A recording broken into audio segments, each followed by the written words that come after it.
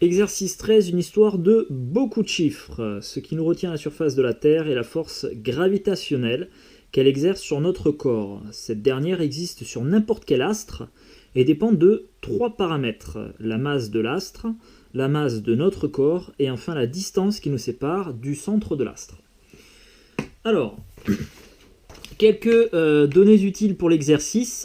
Donc on a la masse de Jupiter exprimée en kilogrammes, donc 1, 8, 9, 8, 6, 0, 0, plein de zéros derrière.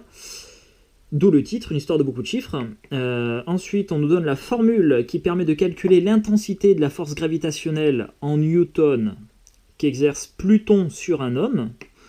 Donc force qu'exerce Pluton sur un homme sera environ égale à la masse de Pluton multipliée par la masse de l'homme divisé par 21,0000 plein de 0 kg² par newton.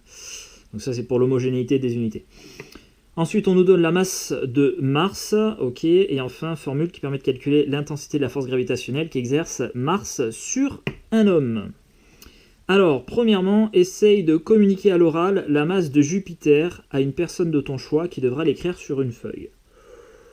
Bon, ce qui est pas cool en fait, c'est que ce nombre-là, tu sais pas, t'as pas le vocabulaire adapté si tu veux, pour dire, c'est pas comme si c'était 1 milliard ou 1 million, là où tu as le vocabulaire donc nécessaire pour exprimer ce nombre à l'oral. Là, en l'occurrence, ce nombre, il est beaucoup trop grand, donc tu vois, on n'a pas de préfixe, enfin, il existe quand même certains préfixes, mais nous, à notre niveau, en troisième, on ne le connaît pas forcément, voilà. Les mots utilisés pour avoir un nombre aussi grand. Donc l'idée, à mon sens, tu vois, ça serait de donner les premiers chiffres, 1, 8, 9, 8, 6, et après tu donnes le nombre de zéros derrière, voilà. 1, 2, 3, 4, 5, 6, 7, 8, 9, 10, 11, 12, 13, 14, 5, 16, 17, 18, 19, 20, 21, 22, 23, voilà. Donc je dirais 1, 8, 9, 8, 6 et 23 zéros derrière. Bon, ça peut être une idée, tu peux avoir autre chose en tête, c'est toi qui vois. En tout cas, l'idée, si tu veux, c'est que tu arrives à exprimer cette quantité à l'autre personne qui va l'écrire, et ensuite tu vas comparer. Voilà. Deuxièmement, à ton tour, demande à cette personne de te communiquer à l'oral la masse de Pluton en kilogrammes qu'il aura cherché sur Internet. Alors, bon, j'ai fait la petite recherche, et je vais donner donc une estimation de la masse de Pluton en kilogrammes. On a environ 13... Hop. 140 et après on a pas mal de zéros derrière, 3, 6, 9, 12, 15 et 18, donc 6 groupes de 3 zéros derrière. 1, 2, 3, 4, 5 et 6e, et tout ça exprimé en kilogrammes. Voilà la masse de Pluton. Troisièmement, déduisant l'intensité de la force gravitationnelle qu'exerce Pluton sur un homme de 75 kg. Alors on va se servir donc de cette formule ici. Force qu'exerce Pluton sur un homme, c'est environ égal à la masse de Pluton. Donc je vais réécrire ce nombre-là. T'as vu, c'est pas rigolo, il y a plein de zéros. Et bien on va voir dans la suite de l'exercice comment on fait pour exprimer ce nombre-là sans s'embêter à écrire autant de chiffres, surtout lorsqu'il y a des zéros, beaucoup de zéros. 1, 2, 3, 4, 5, hop, 6, donc ça c'est la masse de Pluton, multiplié par la masse de l'homme, ici c'est 75 kg, hop, et on divise ça par une constante, voilà, qui est 21, et là j'ai encore plein de zéros, alors 1, 2, 3, 4, 5, 6, 7 groupes de 3 zéros, 1, 2, 3, 4, 5, 6 et 7 kg carrés par newton. Donc ça c'est pour l'homogénéité des unités, pour se retrouver avec des newtons à la fin. Puisque là on a des kilogrammes fois des kilogrammes, ça fera des kilogrammes au carré au numérateur. Et divisé par des kilogrammes au carré, ça va se simplifier. Et ensuite en bas on a l'inverse des newtons.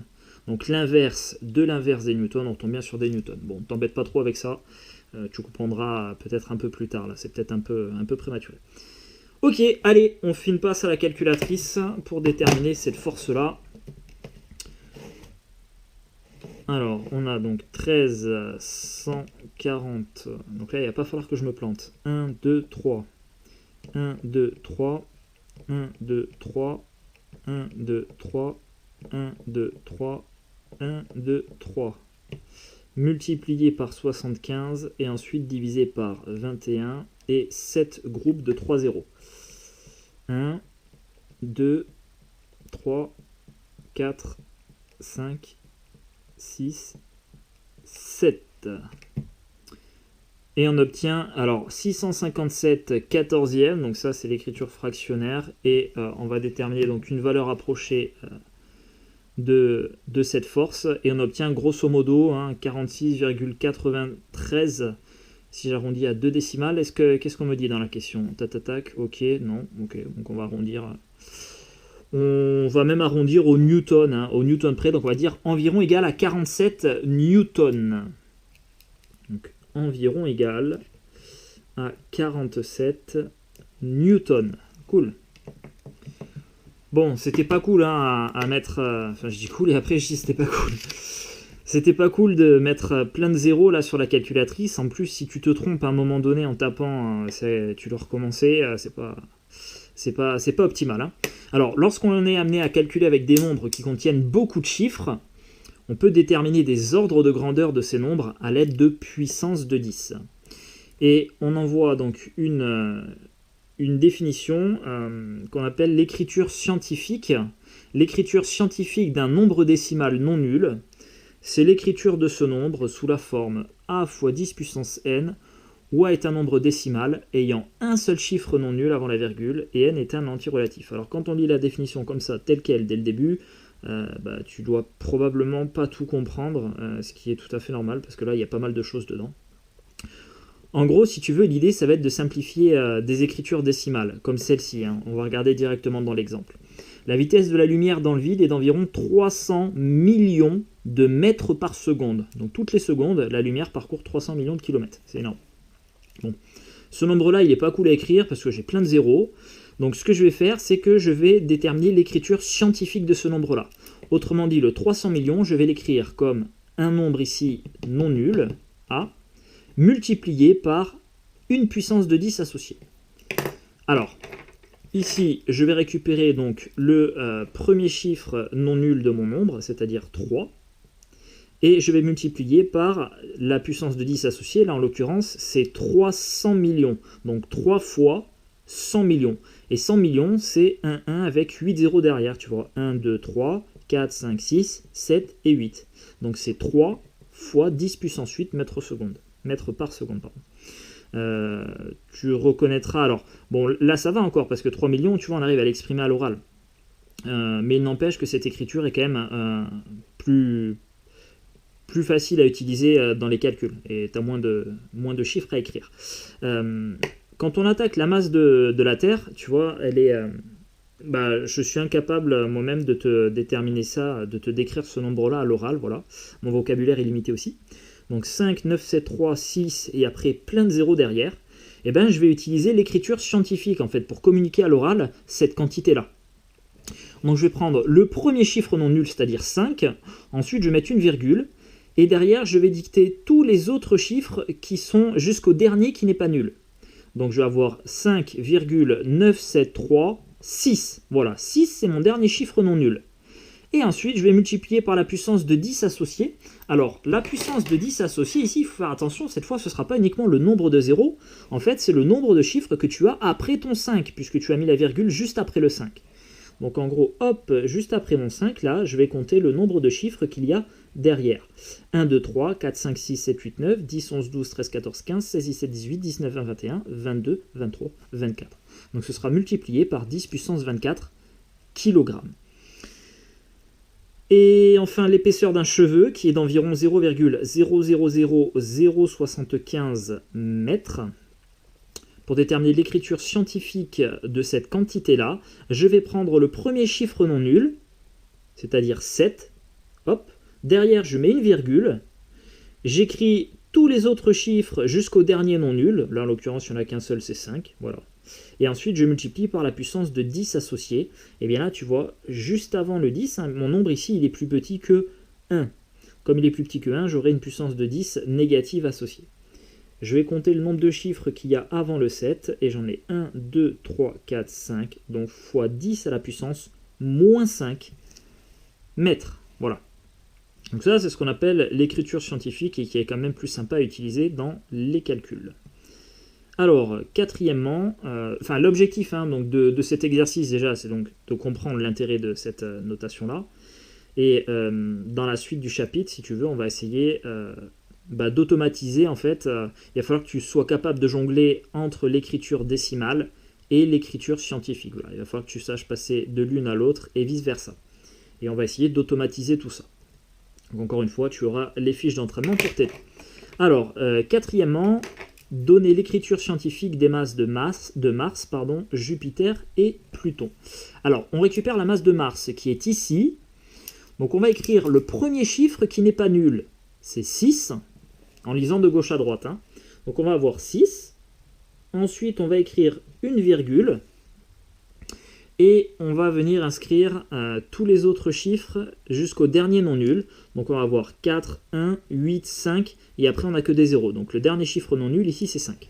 Donc on va écrire 4, 1, 8, 5, 4, 1, 8, 5, voilà. Et maintenant il va falloir que je multiplie par la puissance de 10 associée. Donc j'écris x 10.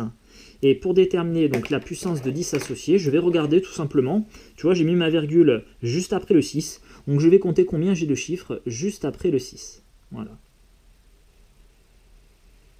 Donc, tout ça, j'en ai 3, 6, 9, 12, 15, 18, 21, 22, 23.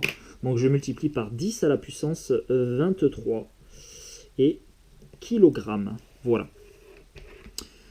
On va maintenant déterminer la masse de Jupiter, donc son écriture scientifique. Alors, Jupiter, nous l'avons en haut. Donc le premier chiffre non nul, c'est un 1. On va écrire 1, virgule. On écrit tous les autres chiffres qui sont non nuls. 8, 9, 8, 6. 8, 9, 8, 6. Et on va multiplier par la puissance de 10 associée. Donc on va compter le nombre de chiffres qu'il y a juste après le 1. 3, 6, 9, 12, 15, 18, 21, 24 et 3, 27. Donc fois 10 puissance 27 kg. Et enfin, la masse de Pluton que je t'ai donné ici. Donc premier chiffre non nul, c'est un 1. Donc on va écrire 1, virgule. On écrit tous les autres chiffres non nuls, 3, 1, 4. 3, 1, 4. Et derrière, on multiplie par la puissance de 10 associée. Donc on compte le nombre de chiffres qu'il y a juste après le 1. 3, 6, 9, 12, 15, 18, 21, 22. Donc fois 10 puissance 22 kilogrammes. Voilà. Cinquièmement, en te servant des écritures scientifiques, calculer l'intensité de la force gravitationnelle qu'exerce Mars sur un homme de 75 kg. Donc on va se servir maintenant de cette formule-là. Alors la force gravitationnelle qu'exerce Mars sur l'homme, ce sera environ égal à d'une part la masse de Mars. Et tu vois, je ne vais pas m'embêter à écrire tous les zéros, là je prends l'écriture scientifique. Donc je vais avoir 6,418,5 multiplié par 10 puissance 23 kg. Voilà, je gagne un peu de temps plutôt que d'écrire tous les zéros. Ensuite, ça, je vais la multiplier par la masse de l'homme qui est 75 kg. Ok. Et enfin, on divise par la constante ici, 1,7. Donc là, tu vois, on a l'écriture scientifique du nombre, fois 10 à la puissance 23 kg carré par newton. Allez, on fait une passe à la calculatrice. Alors, 6.4185 multiplié par 10 à la puissance 23. Je sors de la puissance avec la flèche de droite, je multiplie ça par 75 et je divise le tout par entre parenthèses pour bien prendre tout ça. 1.7 fois 10 puissance 23. Je sors de la puissance, je referme ma parenthèse. Voilà. Et là, tu vois, j'avais beaucoup moins de chiffres, donc c'était plus facile à contrôler si j'avais une erreur ou pas. Et on obtient environ, donc là encore on va arrondir au newton près, environ 283 newtons.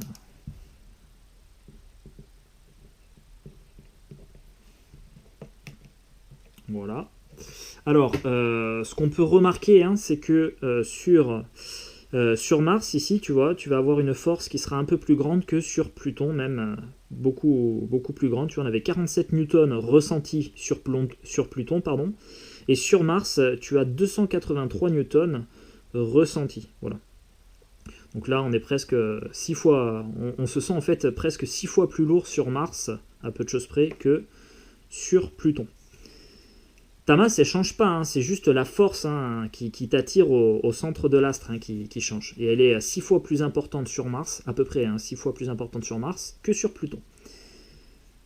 Dans un futur relativement proche, l'homme posera peut-être les pieds sur Mars. Alors, on estime, hein, pour l'instant, hein, en 2021, on estime que vers 2032, à peu près, je crois, on sera en mesure, avec la technologie, d'aller mettre le pied sur Mars. Voilà, actuellement, on a Thomas Pesquet qui a retrouvé l'ISS, qui est en train de faire des expériences dedans. Et on le remercie pour son travail qui va peut-être mener donc d'ici quelques années à ce qu'un homme pose les pieds sur Mars. Peut-être que ce sera lui, j'en sais rien. À titre d'information, l'intensité de la force gravitationnelle qu'exerce la Terre sur un homme de 75 kg, elle est environ de 734 newtons. Donc tu vois, là on peut encore comparer avec Mars et Pluton. On a dit hein, toujours un homme de la même masse, hein, 75 kg. Sur Pluton, il aurait une force ressentie de 47 newtons. Sur Mars, il aurait un poids de 283 newtons, donc 6 fois plus. Et sur la Terre, hein, il aurait une force ressentie, donc un poids de 734 newtons, qui est plus de 2 fois plus que sur Mars. Voilà. Donc en gros, il se sentirait un peu moins de 2 fois plus léger, il se sentirait 2 fois plus léger à peu près sur Mars que sur la Terre. Sixièmement, complétez le tableau de proportionnalité ci-dessous pour déterminer la masse arrondie au kilogramme d'un homme sur Terre dont la force gravitationnelle ressentie est l'équivalent de celle d'un homme de 75 kg sur Mars, Jupiter et Pluton. Alors, un homme de 75 kg sur la Terre ressent une force de 734 newtons, une force d'attraction, hein, son poids. 283 newtons ressentis sur Terre, on va déterminer l'équivalent de la masse. Donc on va faire tout simplement un calcul de quatrième proportionnel, comme tu sais faire, hein, en troisième normalement c'est acquis tout ça. Donc on va multiplier 283 par 75 et on va le diviser par 734. Hop. Alors 283 multiplié par 75 divisé par 734. Et on obtient environ, on va arrondir, voilà, arrondi au kilo, donc on aura à peu près 29 kilos. Ok.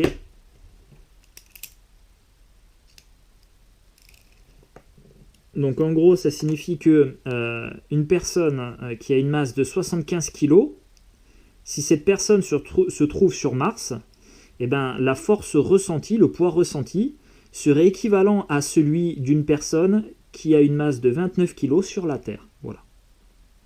Donc de 75 kg ressentis sur la Terre, tu passes à 29 kg en ressenti.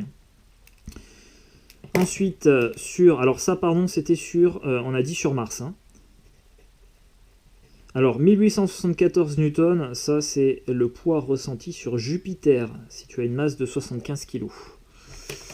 Donc on va voir l'équivalent hein, de la masse sur Terre, mais tu vas voir que tu vas être assez lourd. Hein. En même temps, Jupiter c'est la plus grosse planète du système solaire, donc sa masse est la plus élevée aussi de loin du système solaire parmi les planètes. Hein. Et c'est ce qui fait que le poids, si tu veux, va être plus grand. Donc là encore, on fait un produit en croix. Donc je vais le faire avec 75 et 734.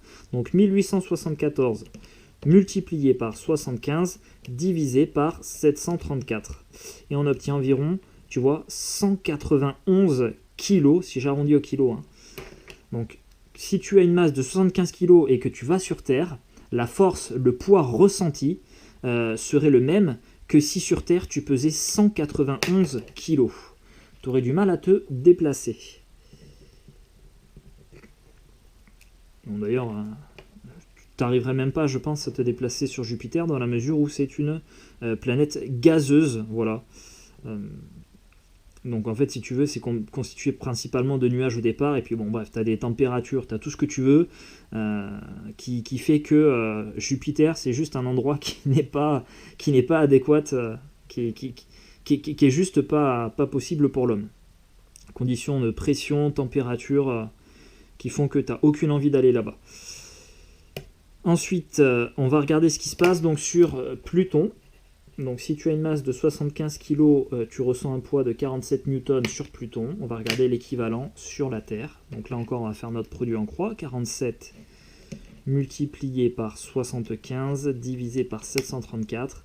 Et c'est comme si tu avais une masse de 4,8, on va l'arrondir à 5 kg sur la Terre. Voilà, 5 kg sur Terre, c'est l'équivalent de 75 kg sur Pluton. Ok. Alors, comme on a vu dans cet exercice, l'écriture de certains nombres dans l'univers, ils sont tellement grands que notre écriture décimale, si tu veux, elle n'est pas adaptée. Donc on a trouvé une autre écriture qu'on appelle tout simplement l'écriture scientifique, et qui donne, en règle générale, un ordre de grandeur, voilà, une idée. Donc juste dans la page suivante, là, je te donne la méthode pour passer de l'écriture décimale à l'écriture scientifique, et vice-versa, voilà. Donc il faut suivre les étapes, et c'est à peu de choses près ce qu'on a fait ensemble donc, dans l'exercice.